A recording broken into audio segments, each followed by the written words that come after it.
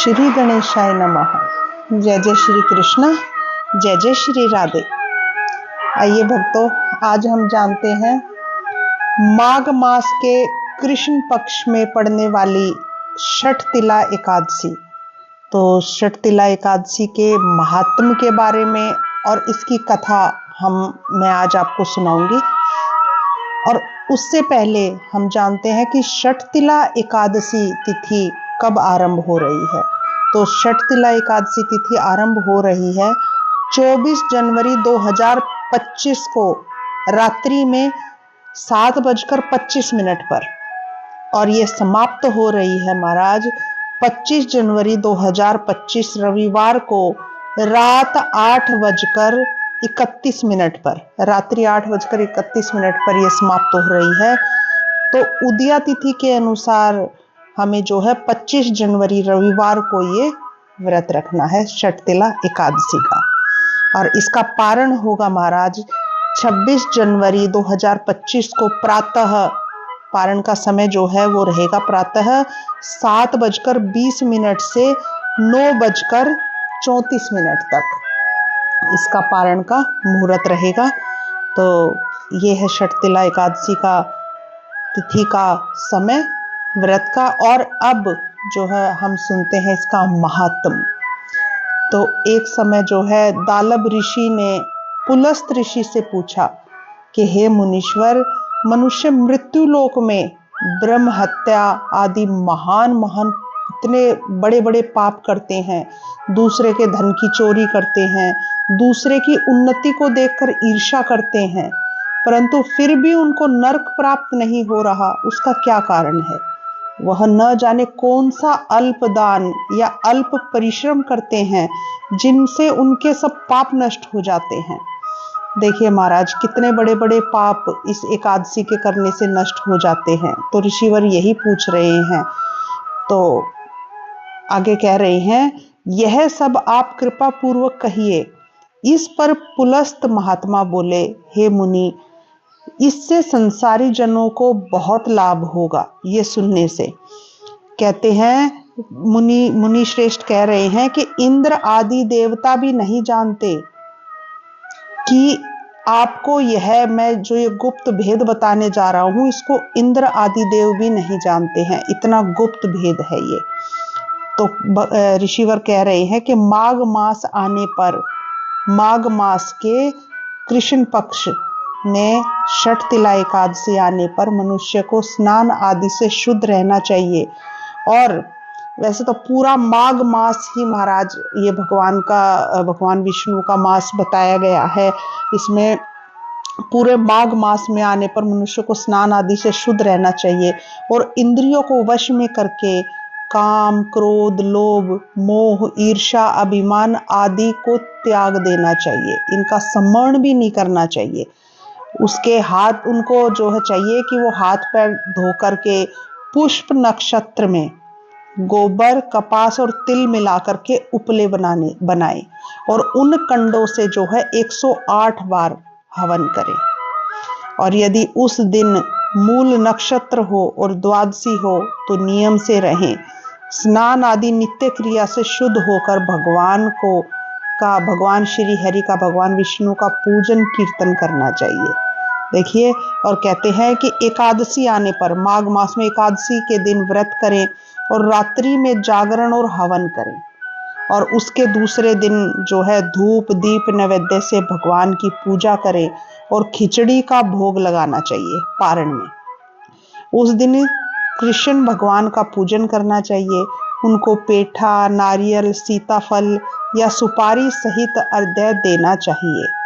और फिर उनकी स्तुति इस प्रकार करनी चाहिए कि हे प्रभु, हे भगवान, आप अशरणों को शरण देने वाले हैं, आप संसार में डूबे हुए का उद्धार करने वाले हैं। हे पुंडरीकाक्ष, हे कमल नेत्रधारी, हे विश्वेश्वर भगवान, हे जगत गुरु, आप लक्ष्मी जी सहित मेरे इस तुच्छ अर्घ्य को स्वीकार कीजिए। इसके पश्चात ब्राह्मण को तिल का दान करना चाहिए। देखिए महाराज, इस प्रकार मनुष्य कहते हैं कि मनुष्य जितने तिल का दान करता है उतने ही सहस्त्र वर्ष जो है वो स्वर्ग में निवास करता है। देखिए इस एकादशी को इसलिए षठ तिला एकादशी कहा गया है। 6 प्रकार से किस तरह से तिल का उपयोग इस दिन करना चाहिए हमें। तिल स्नान, जल में तिल मिला करके उसका स्नान करें। तिल का उबटन नंबर 2। नंबर 3 तिलोदक, जल में तिल मिला करके जो है उस जल को पिए। तिल का हवन और तिल का भोजन, और छठा है तिल का दान। ये षठ तिला कहलाती है।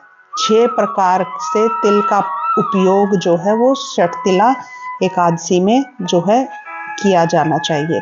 इससे अनेक प्रकार के महाराज पाप दूर हो जाते हैं और इसके करने से। और एक दिन नारद ऋषि बोले भगवान कृष्ण से कि हे प्रभु, हे भगवान, आपको मेरा नमस्कार है। इस षठ तिला एकादशी का क्या पुण्य होता है और उसकी क्या कथा है, सो मुझे कृपा पूर्वक कह करके सुनाइए। तो आइए महाराज स्वयं भगवान श्री कृष्ण के मुख से अब हम षठ तिला एकादशी की कथा में चलते हैं। बोलिए श्री कृष्ण भगवान की जय हो। अब कथा प्रारंभ करते हैं, और उससे पहले मैं आप लोगों से प्रार्थना करूंगी कि मेरे इस चैनल को ज़्यादा से ज़्यादा सब्सक्राइब करें और अपने दोस्तों रिश्तेदारों से भी करवाएं, और इस वीडियो को पुण्य फल की प्राप्ति के लिए, अपने कल्याण करने के लिए ज़्यादा से ज़्यादा शेयर करें महाराज, अपने और पुण्य प्राप्त करें। आइए अब हम कथा सुनते हैं।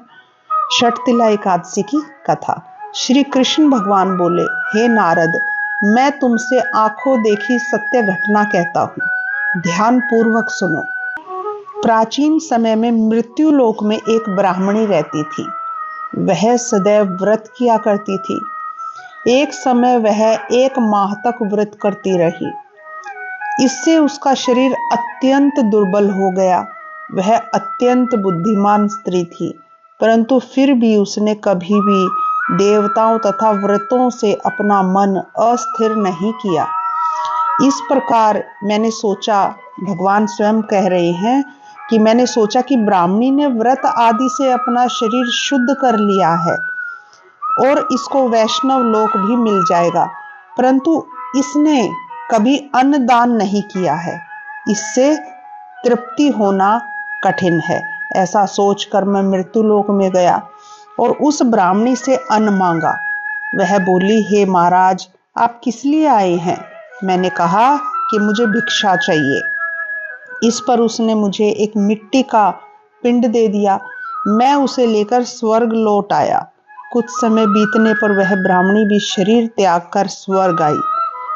मृत पिंड के प्रभाव से उसे उस जगह एक आम वृक्ष सहित ग्रह मिला, परंतु उसने ग्रह को जो है अन्य वस्तुओं से शून्य पाया। वह घबराई हुई मेरे पास आई और कहने लगी, हे भगवान, हे प्रभु, मैंने अनेकों व्रत आदि से आपकी पूजा की है, परंतु फिर भी मेरा घर वस्तुओं से रहित है, सो इसका क्या कारण है?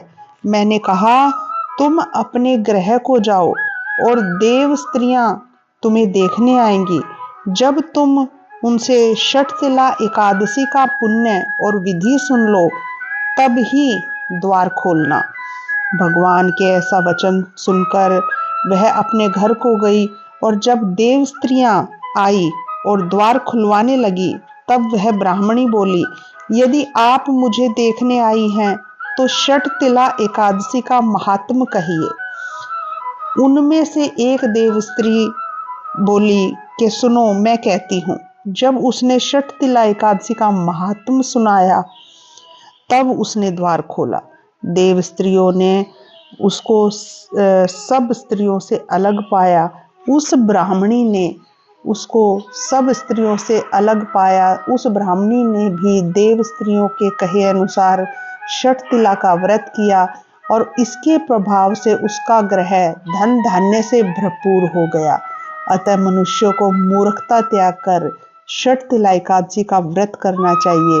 इससे मनुष्य को जन्म जन्म में आरोग्यता प्राप्त हो जाती है, और इस व्रत को करने से मनुष्य मात्र के समस्त पाप नष्ट हो जाते हैं। बस यहीं पर ये कथा समाप्त होती है। बोलिए जय जय श्री कृष्णा, जय जय श्री राधे।